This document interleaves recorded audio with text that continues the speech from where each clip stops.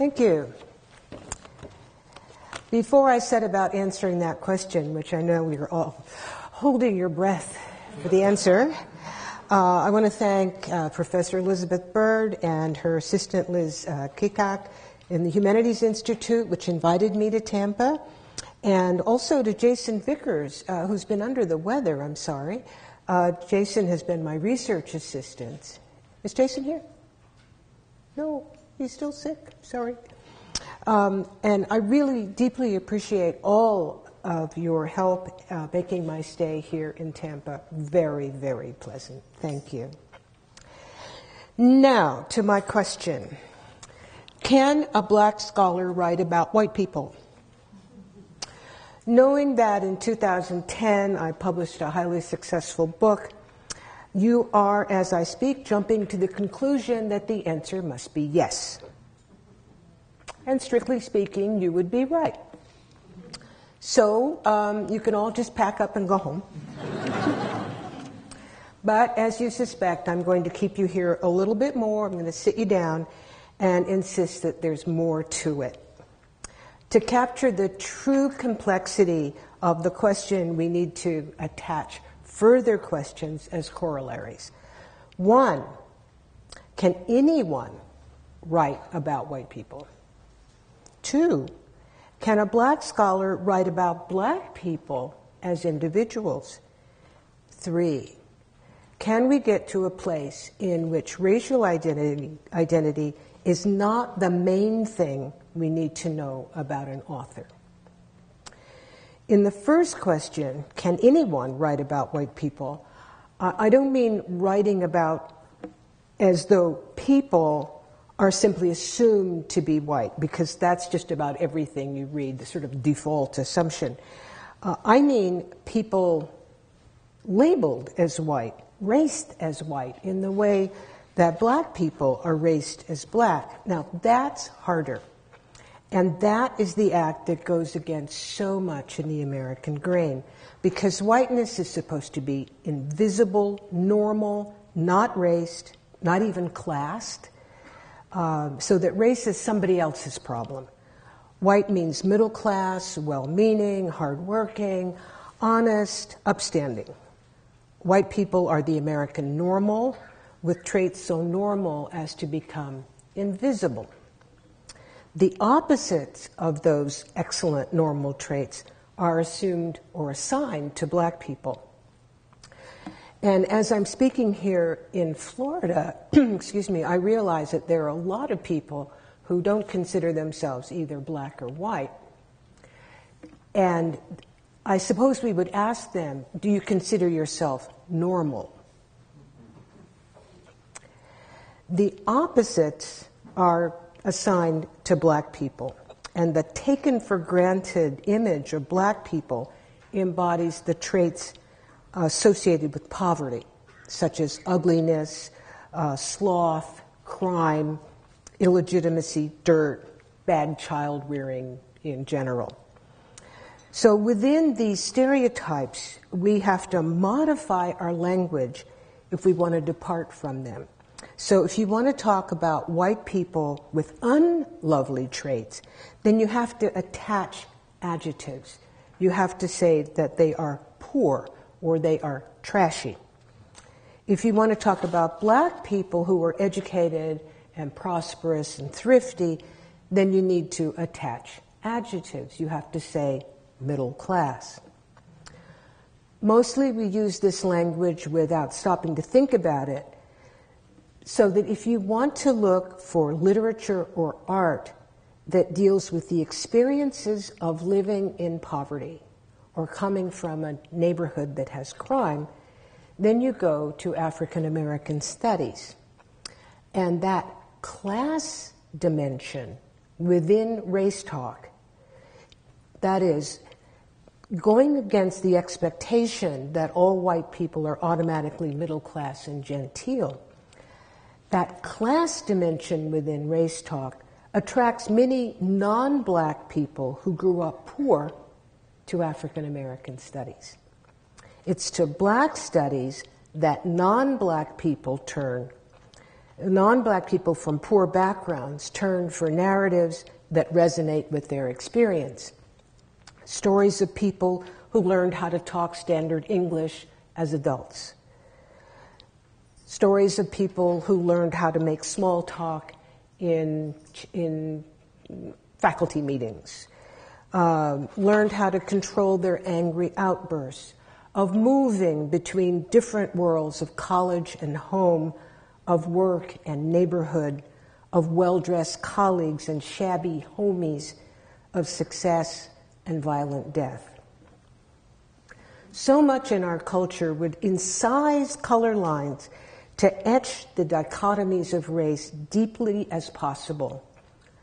But in our actual, various personal experiences, the old neighborhood can be non-black as well as black, immigrant as well as native, and the colleagues crowned by success can be black as well as white. Drug addiction and lethal overdoses carry away people of all races, even though the iconography of our society colors pathology black. This brings up my second question. Can a black scholar write about black people as just people? I mean, not harping on racial difference or going there first, but seeing the individual specificity of people who are African Americans. This is not to say that race disappears. For everyday life in a racist society, race affects everyday experience. But instead of ignoring race, what I mean is seeing commonality as well as difference, seeing what we share as well as what sets us apart. I don't mean pretending that there's no such thing as black history or the black diaspora or even black movie stars and celebrities and a president reelected to a second term. These things are real and important, but they're not all there is to individual experience. I mean, not starting and stopping with racial difference. It can be done, as I have shown in my biography of Sojourner Truth, Sojourner Truth, A Life, a Symbol, and that biography contrasts Sojourner Truth's life as a person who lived in history, as an individual, with the symbol that our culture has made from her. In answer to my third question, can we get to a place in which racial identity is not the main thing we know about an author, I want to share some of my experience writing The History of White People, the book. Those of you who own and have read the book know that it's long and scholarly, with hundreds of endnotes in 3 languages. The book took 10 years, and it's dedicated to the Princeton University Library. What could be more scholarly? This is a book of scholarship that I believe should be judged according to the soundness of its scholarship and the grace of its prose. Similarly, the classes I offered at Princeton should be judged according to intellectual standards. But when I started my research in the early 2000s, those were not the questions confronting my students as they traveled back and forth between Princeton and home. Often we who teach in universities hone our books through teaching. And I taught The History of White People at Princeton as I was working on it 3 times as an undergraduate class and once as a graduate seminar. Students here at the University of South Florida treat the books your professors assign as Princeton students do. You carry them around with you, and you take them home to read over breaks. From the very first undergraduate class, my students would return from break with stories of their families' questions about this popular class. Parents, especially, ask more urgently about my race as the professor than the content of what students were reading and discussing. Early on, it seemed as though the racial identity of the professor determined parental estimation of the class. In the early days, too, I would get similar responses from curious people. They'd say, "What are you working on?" And I'd say, "The history of white people." In the beginning, I could practically make a taxonomy of the responses. The thought that an African American author would be writing about white people after the long, long history of white people saying whatever they wanted about black people absolutely delighted African Americans. It also delighted non-black people, particularly on the left, who considered themselves the allies of black people for the same reason. People with European immigration and their family backgrounds would remember stories of categorization, stories of grandparents who considered themselves Jews or Italians or Irish, who thought themselves white, but who would be abused, even beaten up by other white people over religion or geographical origin. A lot of my questioners said they very much looked forward to reading my book. But in those early days of the century, back in the early 21st century, several white people, on hearing my topic, would draw back from me, and they would ask if I were writing as a black person.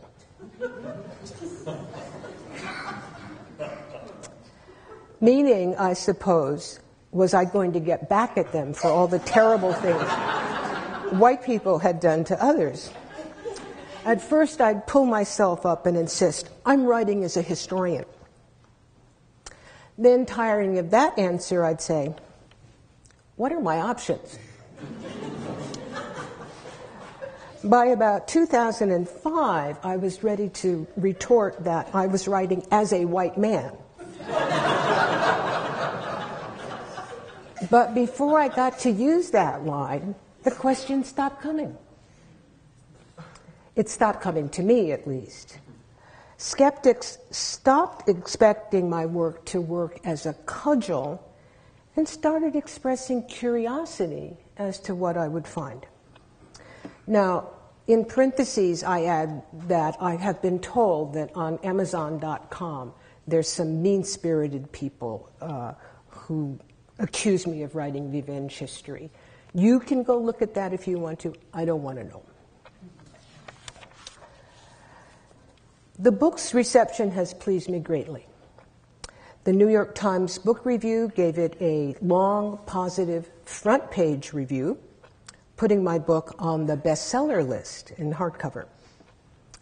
As Professor Bird said, I was invited to the Colbert Report, where Stephen Colbert arm wrestled me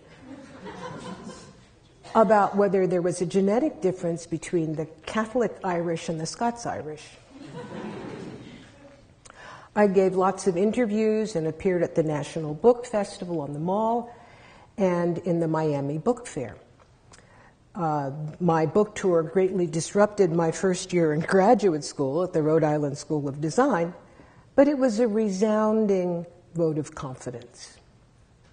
A positive answer to the question we started with, can a black scholar write about white people?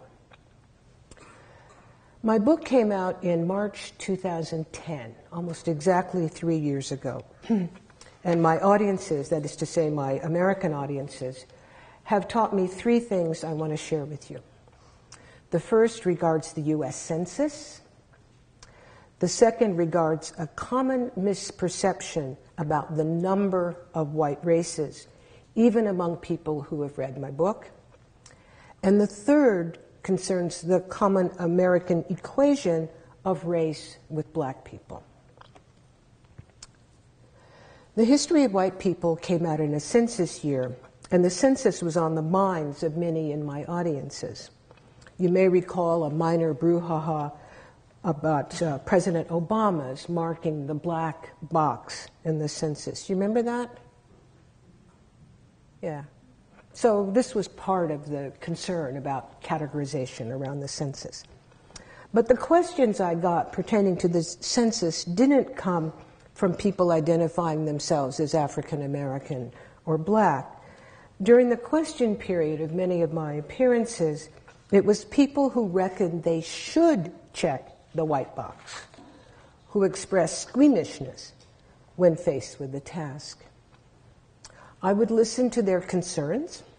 Some of them were ethnic, some of them were historical, some of them were political, and I formulated an answer. I said they should check the black box, because we need more black people. The second issue deals with the number of white races. If you have read my book, you know that its fundamental lesson is things change. Since the mid-18th century, when scientists invented human races and started classifying them, the number of white races, or European races, the number has constantly changed. Scientists have never agreed on the number of races or even on the number of white races. Scientists have never even agreed on what you need to measure to decide how to classify the races or the white races. From the 18th century until well into the 20th century, racial science and ordinary people recognized more than one white race. In the mid-19th century, Catholic Irish were considered white. Adult men could vote, and the vote profoundly shaped the experience of Irish immigrants and their descendants in the United States. Very important. But during the 19th century, as Irish men were voting as white men, they were also thought to belong to an inferior white race, the Celtic.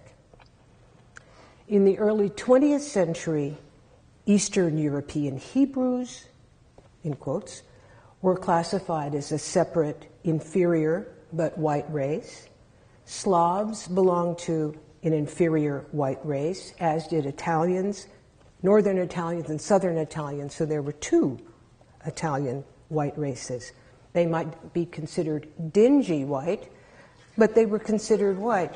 You laugh. A friend of mine who's in New Jersey, who's Italian American, said that her grandmother, who was the immigrant in the family, had a piece of paper from when she came to the United States.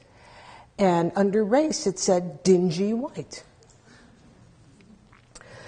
The prevailing notion of one big white race with no internal distinctions is a product of the mid-20th century, the 1940s to be exact.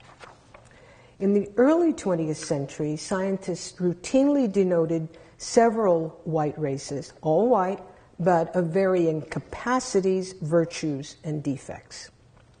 Then German National Socialism's murderous anti-Semitism prompted the departure from classifying many races of white people into just one. In the orthodoxy that gained credence in the 1940s, there were only three real races: Caucasoid, Mongoloid, and Negroid. And the oid at the end tells you it's scientific. And in that order. In the 1970s, the term ethnic superseded race for various white groups. Then there were thought to be many white ethnicities within one unified white race.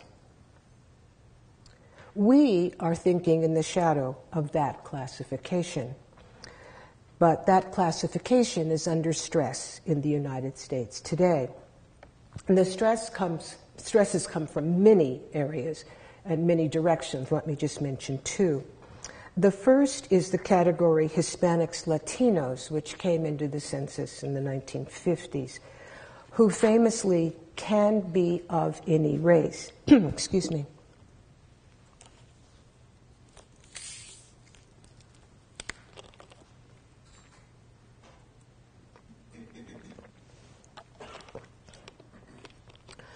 because of the racial ethnic, that is the race on one side and the ethnicity on the other, the confusion this engendered in 2000, in 2010, the U.S. Census asked all respondents to pick from two categories. Pick one race, or you can pick as many races as you want. And I suppose you can pick as many ethnicities as you want, leading to a taxonomical nightmare. The second stress also comes from immigration, this time from people of African descent. In the 19th and 20th centuries, virtually all Black Americans were native born of Native parents, Native grandparents, even Native great-grandparents. What was our ethnicity? Negro, or in the parlance of the time, the Negro, the same as our race.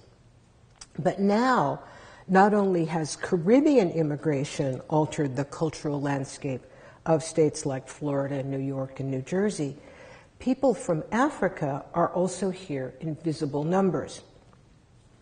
In the late 1990s, the number of voluntary immigrants from countries in Africa surpassed 500,000. So that for the first time in American history, Africans who wanted to leave home to come to North America exceeded the number of those who had been brought involuntarily in the forced migration that crested in the 18th century. And many of those African immigrants are very well educated. Soon the census will need ethnic categories within Black. I want to close with an observation arising from discussions around my book, which I remind you is called The History of White People. My observation concerns the common American equation of race with Black people, or maybe I should say Americans' fascination with Black people. Though my book devotes hundreds of pages of constructions to white racial identity, in question and answer sessions following my talks, questioners would invariably ask about Black people. Even though I had spoken about the long-standing slave trade from Eastern Europe into the Mediterranean, questioners would want to talk about the Atlantic slave trade, not in business terms, but in racial terms, as though slavery could only concern Africa and people of African descent. Questioners of a stereotypical mindset would want to know about Black crime. And in 2010, everybody wanted to talk about President Obama. I conclude that for many Americans, Black people are simply much more interesting than white people. So I want to leave you with two things I know now. First, Black scholars can write about anybody as long as they do their scholarly homework. That is, anybody can write about anybody as long as they do their scholarly homework. Second, things change, and the ways we think about race, or even think of race as a useful category, things change. Thank you.